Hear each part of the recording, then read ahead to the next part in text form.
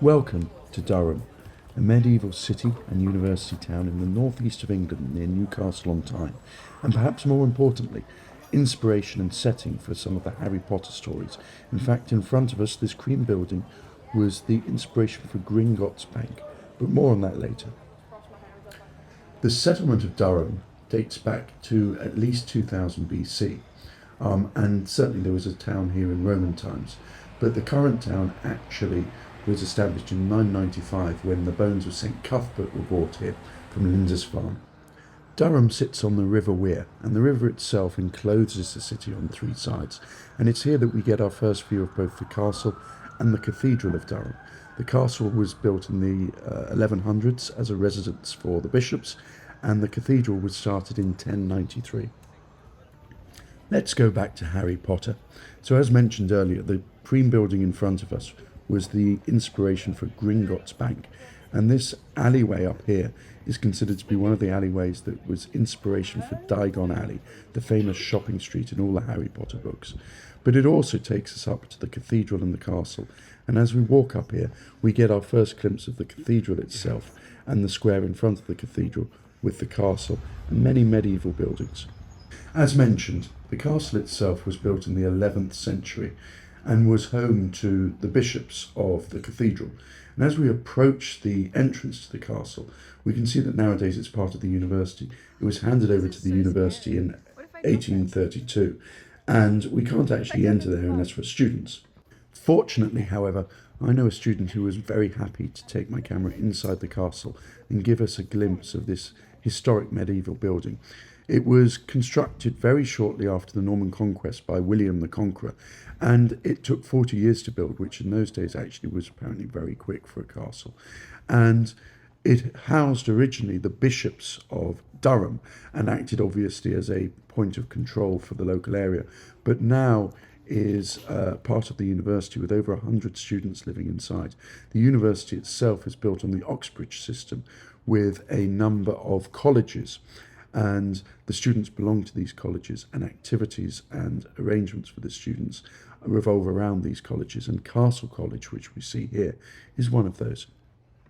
This quadrangle between the castle and the cathedral is known as Palace Green and is reputedly haunted by a small boy who died here many years ago, but was originally filled with many small wooden buildings which have long since disappeared. And now, as we look at the cathedral and its amazing architecture and entrance, we shall pop inside and have a look at the history of Durham and the cathedral itself. As we enter this 1,000-year-old building, the first thing that greets us are the wreaths laid in remembrance of the late Queen Elizabeth II. And then as we pass into the Galilee Chapel, we see the royal arms of Queen Elizabeth I. And these were displayed in the cathedral as a sign of her authority until her death in 1603. Good morning, how are you? Good, thank you. Yourselves? Very good, thank you. If you don't miss these 12th century paintings. Oh, they're amazing, aren't they? Thank you. So the Galilee Chapel was constructed between 1175 and 1189 and was the only place in the cathedral that women were allowed to worship. These amazing wall paintings date from the 1300s and demonstrate how the chapel would have once looked. They depict the stories of the apostles and would have been used to educate the masses at a time when they couldn't read or understand the Bible itself, and pictures were a very important part of that. The chapel itself is built in a late Norman architectural style, and the paintings only survived because in the Reformation they were painted over and then rediscovered in the 1800s when they were uncovered and restored. The chapel is also the resting place for the Venerable Bede, or Saint Bede, who died in 735 and was considered one of the most important medieval scholars of his time. He recorded events that historians nowadays rely on his writings heavily to understand.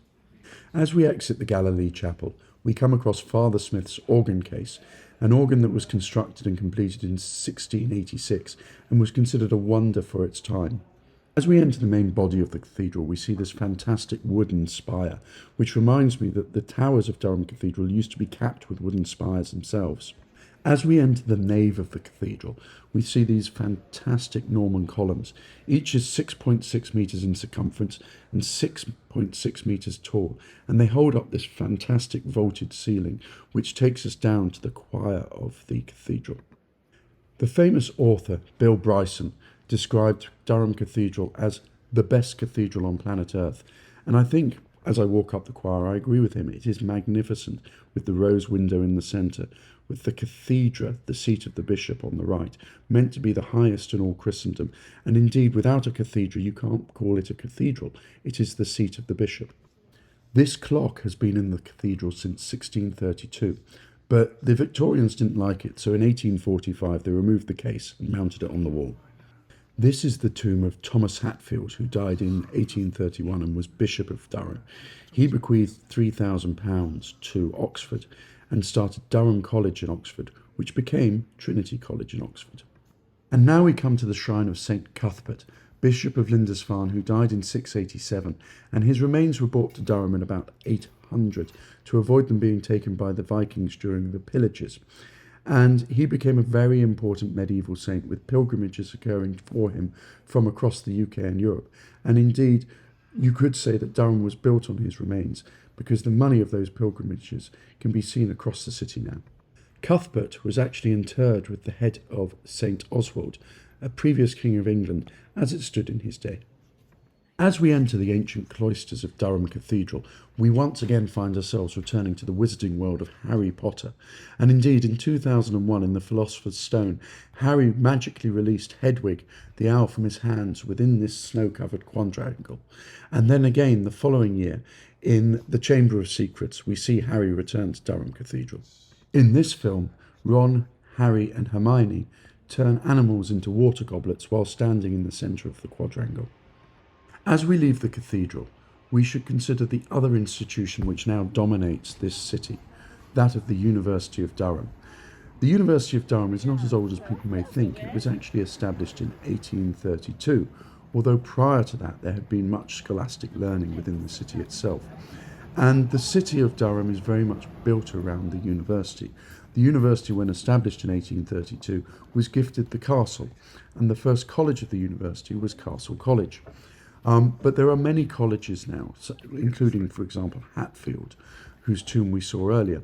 And the structure of the university is based around the Oxbridge structure, with colleges. So every student belongs to a college, and their activities and living is based around that college. But the university itself occupies many sites across the town. It's not a campus university, it is a broad-based university in buildings across the town, and it dramatically affects the character of the town. Everywhere you go, you see students, and it's a very, very pleasant environment for the students. It's almost as though the city was built for the students. Here we see the Student Union and Classics building, probably the ugliest building in the UK, and perhaps only rivaled by the building on the left, which is Modern Languages, which is very ironic given the medieval history and beauty of Durham as a whole. But let's return to the medieval centre of this city, because if you're a student and you may be thinking about coming to Durham to live, I want to give you a feel for it. It's a very majestic city. It's beautiful, but it's also extremely hilly. And if we look at the origin of the name Durham, Durham used to be called in the 10th century Dun Holm, and Dun meant hill and Holm meant island, and effectively it meant the island on the hill in the middle of the river, because, as I said, the river Wear literally goes around three sides of Durham, with the castle and the cathedral in the middle, and effectively it creates almost an island, certainly a highly defensible point. But within this city, you need to explore, you need to go down the alleyways, because as with so many old places, there are loads of places to find. This cafe, for example, by the river, very popular, but unless you actually explored down the alleyways, you would never find it. But I mentioned earlier that this city is really built for students. The student population and the university dominate the city, and I think the students form a large part of the economy for this city. So a lot of the commercial activity is focused on the students. And as a student living in Durham, I'm told it is absolutely amazing. The nightlife is fantastic, with many clubs and bars. And there are many shops available as well, which are specifically aimed at students. Of course, you have the normal high street shops as well. But the economy of this city is designed for all incomes and all aspects of commercial life. And if you want to live in this city as a student, it's incredibly safe and incredibly easy to do so.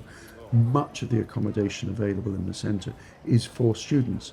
and it's relatively accessible in terms of price. Certainly, if you compare it to somewhere down south, London, for example, you're probably talking about the cost of living which is quarter that of London. Now, that may not be that surprising, but it's worth considering when you're a student, because if you're paying quarter of the money to live in a fantastic city like this, you're going to have an amazing life that you may not be able to afford to do so in London.